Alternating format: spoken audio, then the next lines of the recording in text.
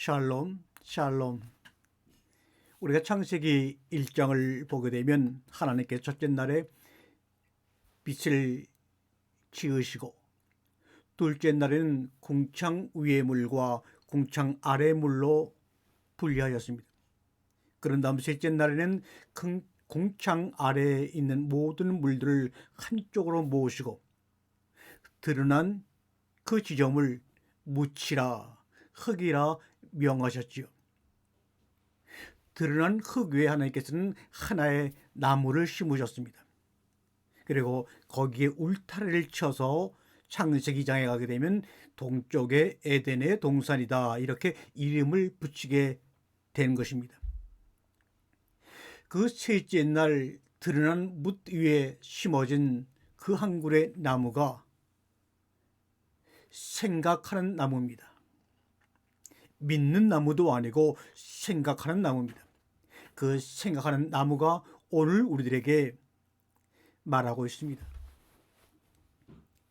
처음으로 하늘을 만나는 어린 새처럼, 처음으로 땅을 밟는 새싹처럼 우리는 하루가 저무는 겨울 저녁에도 마치 아침처럼, 새봄처럼, 처음처럼 언제나 새날을 수많은 처음을 만들어가는 끊임없는 시작이요 오늘입니다. 생각하는 나무가 우리들에게 말했습니다. 우리는 새로운 꿈을 설계하기 전에 먼저 모든 종류의 꿈에서 깨어나야 합니다. 꿈보다 깨임이 먼저입니다. 꿈을 꾸어오는 것입니다. 그렇기 때문에 어디서 누구한테 꾸어올 것인지 생각해야 합니다. 그리고 꿈과 동시에 갚을 준비를 시작해야 합니다. 그리고 우리가 잊지 말아야 할 것은 깨임은 여럿이 함께 힘을 모아 해야 한다는 사실입니다. 집단적인 몽유는 집단적 각성물에 의해서만 깨어날 수 있기 때문입니다. 생각하는 나무가 또 이렇게 우리에게 말을 하네요. 당무용. 진흙을 이겨서 우리가 그릇을 만들지만 그릇은 그 속이 비어 있으므로 해서 그릇으로의 쓰임이 생긴다고 말합니다.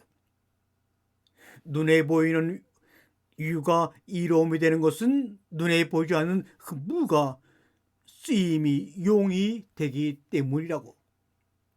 찻잔 한 개를 고르는 우리의 마음을 늘 반성하게 합니다. 우리가 주목하는 것은 모양이나 무늬 등 그것의 위에 보이는 것에 한정되어 있을 뿐 그 비어있음에 생각이 미치는 경우는 참으로 드뭅니다. 생각하는 나무가 말했습니다. 높이 높이 나는 새는 몸을 가볍게 하기 위해 많은 것을 버립니다. 심지어 뼛속까지 비워야 합니다. 그것을 골공이라고 합니다. 무심히 하늘을 나는 새 한 마리가 가르치는 교훈이요 이야기입니다. 심지어 뼛속까지 비우는 골공, 그것은 바로 하늘 점프로 이어지며 하늘 향해 비상하게 하며 그것은 죽음의 차원을 넘어 저 차원을 건너가는 역할을 하기 때문입니다. 생각하는 나무가 우리에게 말하고 있네요. 높은 곳에서 일할 때 어려움은 무엇보다도 글씨가 바른지 삐뚤어졌는지 알 수 없다는 사실입니다. 그래서 낮은 곳에 있는 사람들에게 부지런히 물어보는 방법밖에는 수가 없어요. 모든 시내가 바다를 배운다는 것은 모든 시내가 바다를 향하여 나아간다는 뜻입니다. 더 낮은 곳으로 내려간다는 말입니다. 배운다는 것은 자기를 낮추는 것입니다.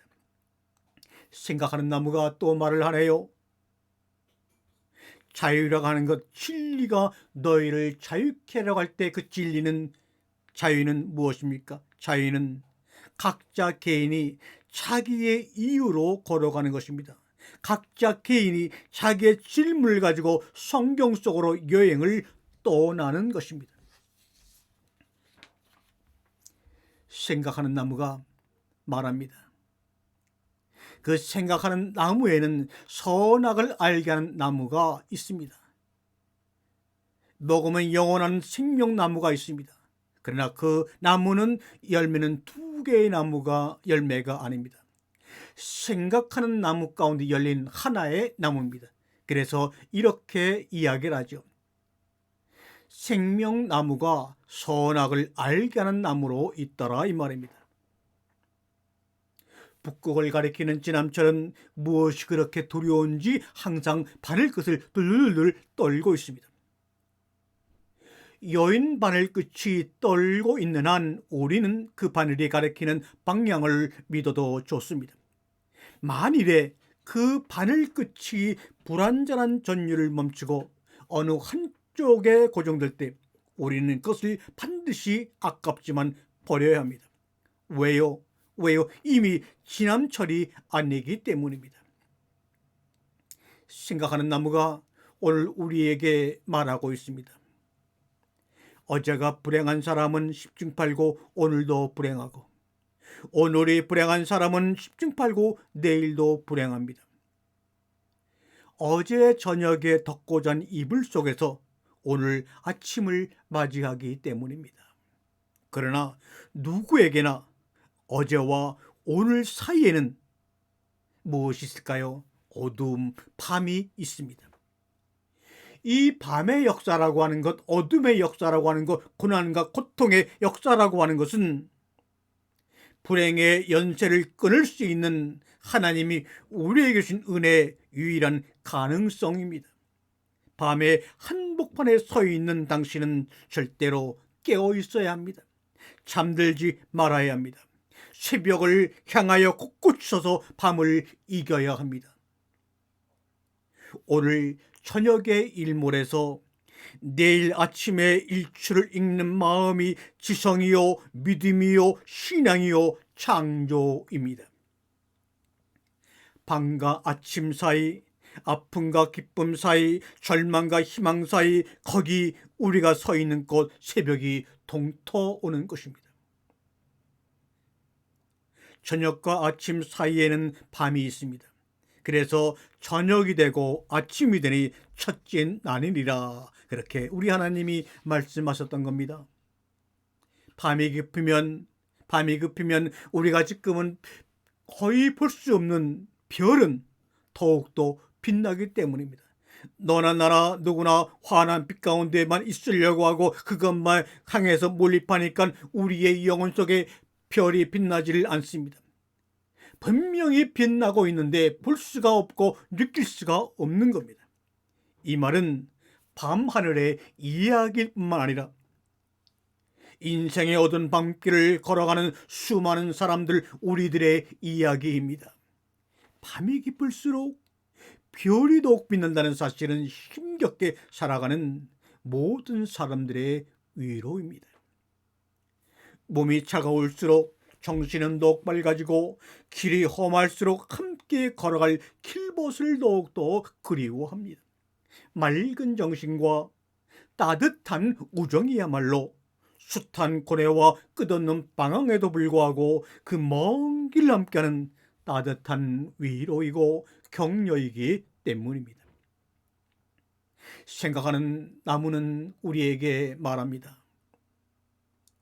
진리를 찾아 떠나는 구도에는 언제나 고행이, 어둠이, 고난이,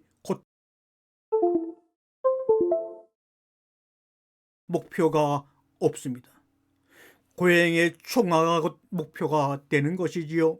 그렇기 때문에 구도는 곡선이기를 원하고 더디기를 원합니다. 구도는 도로의 논리가 아니라 길의 마음입니다. 도로는 속도와 효율성이 지배하는 자본의 논리이며 길이라고 하는 것은 아름다움과 즐거움이 동행하는 인간의 원리입니다. 그래서 우리 주님도 나는 길이요 라고 말씀합니다. 우리는 매일 직선을 달리고 있지만 동물들은 맹수에게 쫓길 때가 아니면 결코 직선으로 달리는 법이 없다는 것입니다. 생각하는 나무가 우리에게 말합니다. 사랑이란 삶을 통하여 서서히 경작되는 농작물이라고. 부모 형제를 선택하여 출생하는 사람이 하나도 없듯이 사랑도 그것을 선택할 수는 없습니다. 사랑은 사전에는 존재하지 않으며 사후에 경작되어지는 것입니다. 그러므로 당신을 사랑합니다 라는 말은 필요하지 않습니다. 사랑이 경작되기 이전이라면 그것은 사실이 아니며 그 이후라면 새삼스레 말할 필요가 없기 때문이지요. 인간의 가장 위대한 능력은 불모의 땅에서도 가시덤불에서도 엉겅퀴에서도 사랑을 경작한다는 사실입니다. 하나님은 사랑이시라 말합니다. 왜 예수님은 죽으신 후에 성경에 등장했을까요? 예수의 죽음 이후 맺힌 나무의 열매가 바로 생명나무가 선악을 알게 한 나무로 있더라고 말씀한 그 증거입니다. 끝으로 생각하는 나무가 오늘 우리들에게 말씀합니다. 여러분 피아노를 치다 보면 피아노의 건반은 우리에게 반음의 의미가 무엇인지를 가르쳐 줍니다. 반이라고 하는 것은 2분의 1, 절반을 의미하지만 동시에 동반을 의미합니다. 모든 인간관계의 비결은 바로 이 반과 반의 여백, 빈 공간에 있다는 것입니다. 절반의 비탄은 절반의 환희와 같은 것이며 절반의 패배는 절반의 승리와 다름없기 때문이지요. 우리가 절반의 경계에서 스스로를 절제할 수만 있다면 설령 그것이 환희와 비탄, 승리와 패배라는 대적의 언어라 하더라도 얼마든지 함께 갈 수 있는 동반의 자리를 얻을 수 있으리라고 믿습니다. 빛과 어둠이라는 대적적인 상반된 관계에 있지만 우리가 절반의 경계에서 스스로를 기도하며 감사하며 절제할 수만 있다면 빛과 어둠은 함께함으로 말미암아 하나님 보시기에 좋은